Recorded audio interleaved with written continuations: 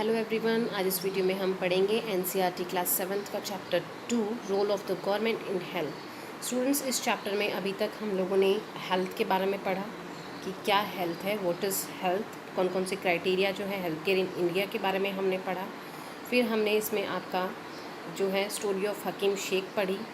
फिर हमने the cost of a cure ये बड़ी पढ़ी। जो दोस्त हैं इसमें रंजन और अमन की स्टोरी हमने यहाँ पढ़ी कि किस तरह से मेडिकल फैसिलिटीज़ में जो है प्रॉब्लम्स आ रही हैं।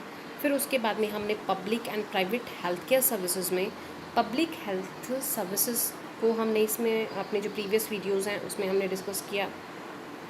And now today we have to be discuss the private health facilities that has to be started from here.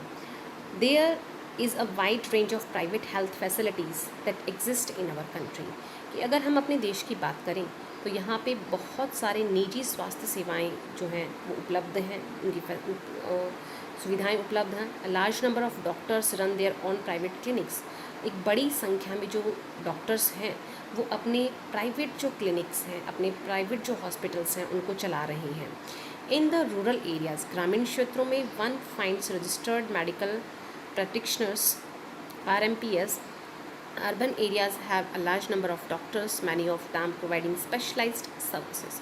कि अगर हम बात करें कि जो हमारा रूरल एरियाज़ है, जो ग्रामीण क्षेत्र हैं, वहाँ पे रजिस्टर्ड मेडिकल प्रैक्टिशनर्स मिलेंगे आपको। लेकिन अगर हम शहरी क्षेत्रों की बात करें तो वहाँ पे number of doctors, large number of doctors वहाँ पे होते हैं और कई जो है स्पेशलाइज्ड सर्विस जो होती हैं वो वहाँ पे हमें प्रोवाइड होती हैं। There are hospitals and nursing homes that are privately own, या हम कहें कि बहुत सारे ऐसे अस्पताल हैं, नर्सिंग होम हैं जो कि निजी लोगों द्वारा, जो प्राइवेट डॉक्टर्स हैं उनके द्वारा चलाए जा रहे हैं।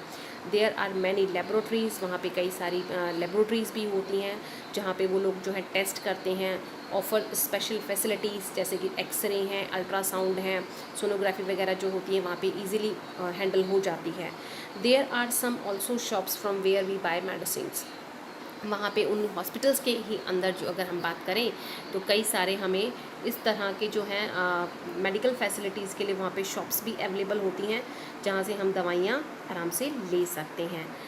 As the name suggested, private health facilities are not own or control by the government. जैसा कि नाम हम ले रहे हैं कि निजी स्वास्थ्य सेवाएं, तो जो फैसिलिटीज़ हैं ये आते ही इसका पता चल जाता है कि are not own or control by the government. यानी निजी का मतलब क्या है कि प्राइवेट के थ्रू ये चलाया जा रहा है, तो इसमें सरकार जो होती है उनका कोई मालिकाना हक नहीं होता या किसी भी तरह का कंट्रोल जो है वो सरकार के पास में नहीं होता।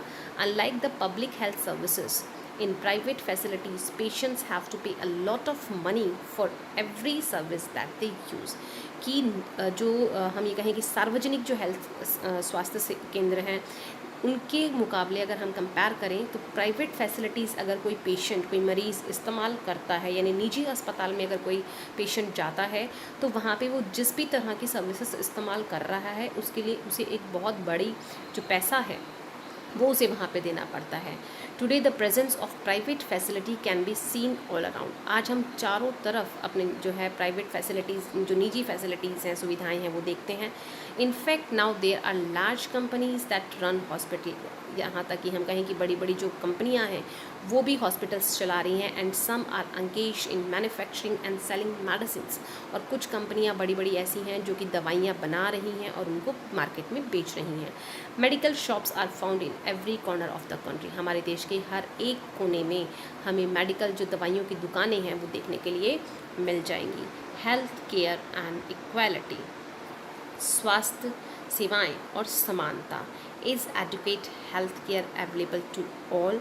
क्या एक जो क्राइटेरिया होना चाहिए स्वास्थ्य सेवाओं का, क्या वो सबके लिए उपलब्ध है?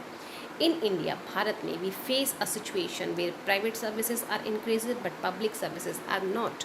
जहाँ की अगर हम भारत की स्थिति को देखें तो जहाँ पे निजी सेवाएं, जो स्वास्थ्य सेवाएं हैं वो बहुत बढ़ रही हैं, लेकिन जो सार्वजनिक स्वास्थ्य सेवाएं हैं उनमें किसी भी तरह की बढ़ोतरी नहीं हो रही है। What then available to people are mainly private services.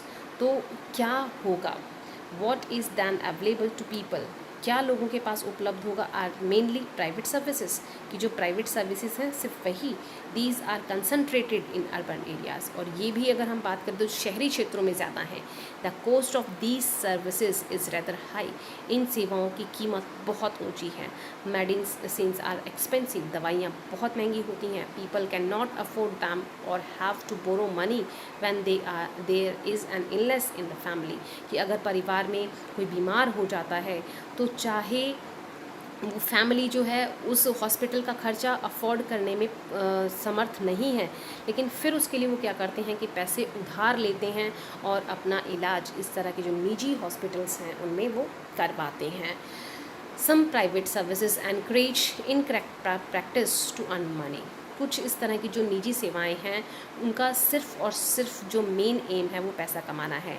Eight times inexpensive alternatives though available may not be use, यानी अगर हमारे पास में कोई अल्टरनेट होता है, कोई दूसरा सोर्स होता है, तो इस तरह की जो महंगी सेवाएं हैं शायद हम उनका इस्तेमाल नहीं करें। फॉर एग्ज़ाम्पल, उदाहरण के लिए हम बात करें, some medical practitioners are found to prescribe superfluous medicines, injections और saline when simple medicines में suffice, कि कई डॉक्टर्स ऐसे होते हैं जो कि बहुत हैवी जो दवाइयाँ होती हैं वो प्रिस्क्राइब करते हैं, इंजेक्शंस जो होते हैं या कुछ ऐसा सॉल्ट जो होता है जो मेडिसिन में यूज़ होता है, जबकि उनकी जगह जो है हम ये कहें कि जो सिंपल दवाइयाँ हैं वो भी इस्तेमाल की जा सकती हैं। In fact barely 20% of the population can afford all the medicine, कि अगर हम पूरे भारत की बात करें तो केवल मात्र 20% जनसंख्या है हमारे देश की वही इन मेडिसिन को अफोर्ड कर सकती है। They require during an illness, जब वो बीमार होते हैं और उनको ज़रूरत होती है।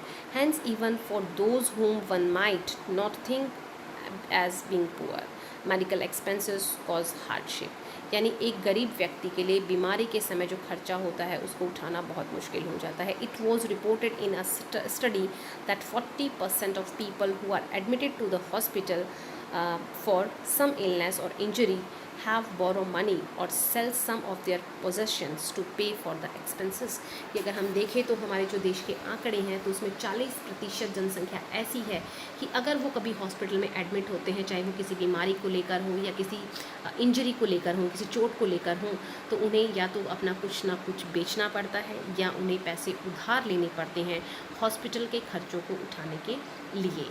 For those who are people, जो लोग गरीब हैं, every illness in the family is a cause of great anxiety and distress, कि अगर उनके परिवार में कोई बीमारी आ जाती है, कोई बीमार हो जाता है, तो वो उनके लिए बहुत बड़ा चिंता का विषय हो जाता है, परेशानी का विषय हो जाता है।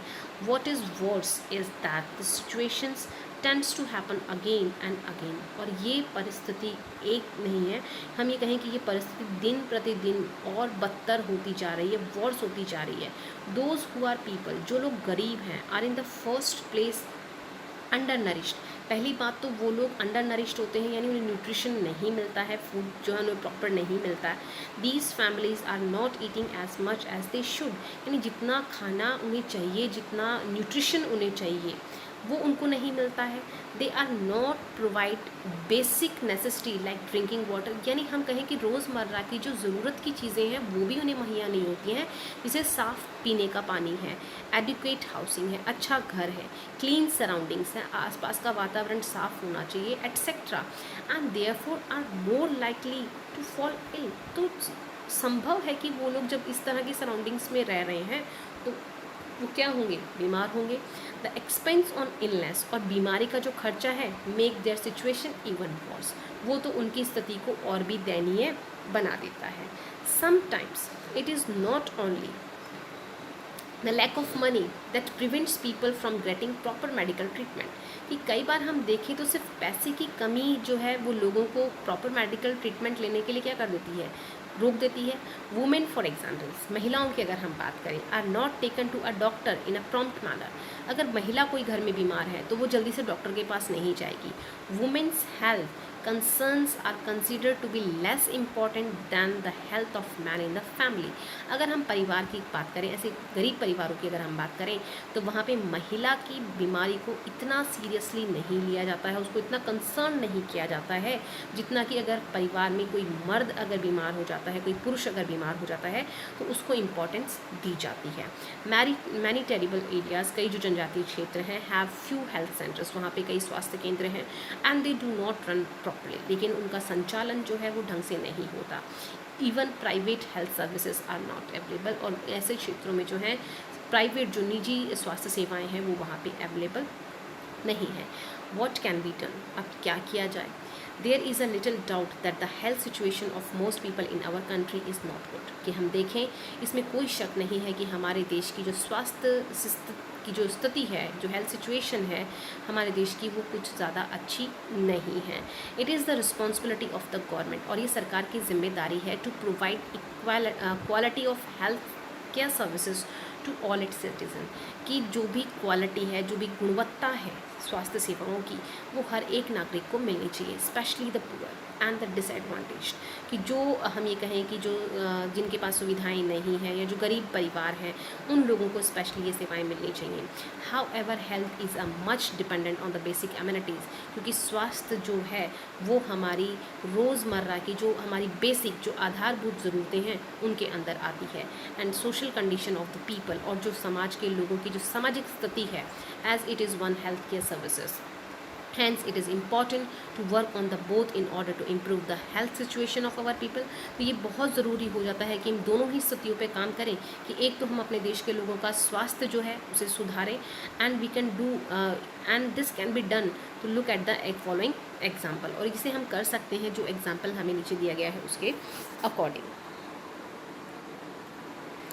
सो द केरला एक्सपीरियंस, हम यहाँ पे ये एग्जाम्पल दिया गया है। In 1996 the Kerala government made some major changes in the state, यानी 1996 में केरला की जो सरकार है, केरल की जो सरकार है, वहाँ पे उन्होंने कुछ चेंजेस किए, कुछ बदलाव किए। 40% of the entire state budget was given to the panchayat, कि राज्य का जो 40% जो बजट था वो पंचायतों को दे दिया। They could plan and provide for their requirements, उन्होंने अपनी ज़रूरतों के अनुसार योजनाएं बनाई और उनको वो जो अमाउंट उनको मिला था उसे प्रोवाइड करवाया। This made it possible for a village to make sure that proper planning was done for the water, food, women's development and education। और ये ध्यान दिया गया कि वहाँ पे जो गांव की जो ज़रूरतें हैं, ये अश्योरिटी दी गई कि प्लान किया जाए कि पानी उनको मिले, खाना उनको मिले, महिलाओं की विकास हो, उनको शिक्षा मिले। दिस मीट, इसका मतलब है that water supply schemes were checked, कि जितनी भी पानी से जुड़ी हुई जो योजनाएं हैं उनको चेक करना है, उनको सुधारना है।